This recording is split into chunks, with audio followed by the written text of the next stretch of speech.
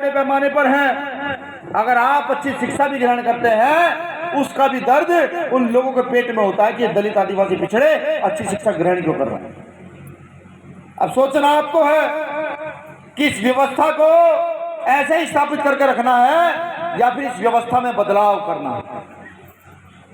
काशीराम साहब वो शख्स हैं जिन्होंने एक जूते गांठने वाले को, सब्जी बेचने वाले को, केले बेचने वाले को विधानसभा और संसद में बिठाने का काम किया। काशीराम साहब वो शख्स हैं देश के अंदर। अगर भारतीय राजनीति को किसी ने सबसे बड़ी चोट दी, जो पूंजीपति राजनीति है, जो आज फिर पैसों पर आधारित है, वो इस देश में काशीराम साहब ने किया। बताया कि जिसके पास 1 रुपया नहीं है, जो नॉलेज रखता है, जिसके पास शिक्षा है, उसको ये काशीराम विधायक और एमपी मुख्यमंत्री भी बना सकता है। ये काशीराम साहब ने बताया। हम कौन है? हम साहब काशीराम साहब के अनुयायी। हमारा काम किसी पर अन्याय अत्याचार करना नहीं है कि कल हम ताकतवर हो किसी पर अन्याय अत्याचार करें, नहीं। ये हमारे इस आंदोलन को चलाने वाले प्रोधा कभी नहीं बता कर गए। सतगुरु रैदास जी कहते हैं कि चाहूं ऐसा राज में मिले सबन कौन, छोट बड़े सब संग बसे रैदास रहे प्रसन्न। इसका सीधा मतलब है कि हम तो ऐसा राज चाहते हैं जहां ऊंच नीच की भावना ही ना हो, जहां कोई वर्ण व्यवस्था ना हो, जहां गैर बराबरी ना हो। हम तो ये चाहते हैं। लेकिन आज के मौजूदा समय में जातियों को बहुत मजबूत किया जा रहा है। जातीय आधार पर शोषण लगातार बढ़ रहा। मैं कहता हूं हर मंच से, मैं कहता हूं अपने विरोधियों से भी, जिनकी विचारधारा मुझसे भिन्न है, जो गैर बराबरी में विश्वास रखते हैं, कि सिर्फ भारत माता की जय कह देने को देशभक्ति नहीं कहा जा सकता।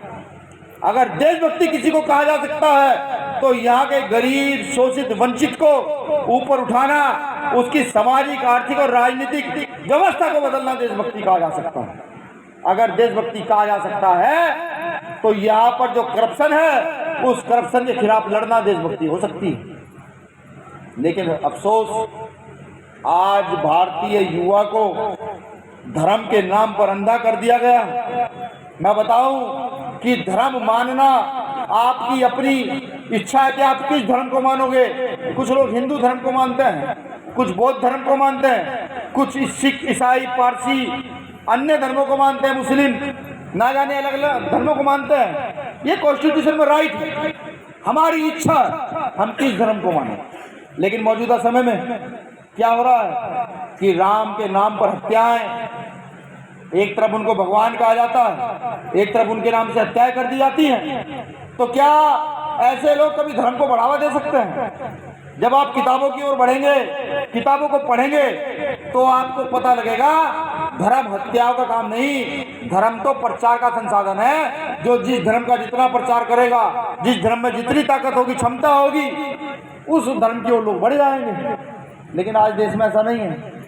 आज धर्म के नाम पर बड़ी हत्याएं हो रही हैं, बड़ा करप्शन धर्म के नाम पर चल रहा है पूरे देश के अंदर।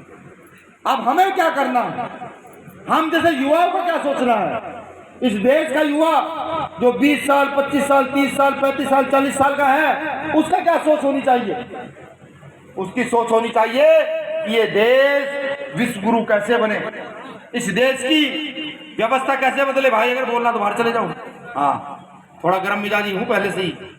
अगर मैं आपको बहुत गौर से सुन सकता हूँ ना सबको, तो आपको मुझे सुनना चाहिए। जिस साथी को बोलना है वो बाहर जा सकता है। इस देश के युवाओं की सोच क्या होनी चाहिए? ये यहाँ के सिर्फ दलित आदिवासी की सोच पर मैं बात नहीं कर रहा, मैं भारत के युवाओं की सोच पर बात कर रहा हूँ कि क्या बात होनी चाहिए। अगर आपने पढ़ा हो कभी शहीद आजम भगत सिंह को, नाम तो सुना होगा। शहीद आजम भगत सिंह को पढ़ा हो, 23 साल की उम्र में फांसी चढ़ जाते हैं, 23 साल की उम्र में। अब आप सोचिए, एक नवयुवक आजादी की लड़ाई लड़ते लड़ते फांसी चढ़ जाता है, लेकिन आज उसका नाम पूरे विश्व में स्थापित है, पूरे विश्व के लोग उस व्यक्ति को जानते हैं। कैसे? आप क्या सोचते हैं कि शहीद आजम भगत सिंह ने बम फेंक दिए तो उससे उनको लोग जानते हैं? वो हथियारबंद युद्ध लड़ते थे, इससे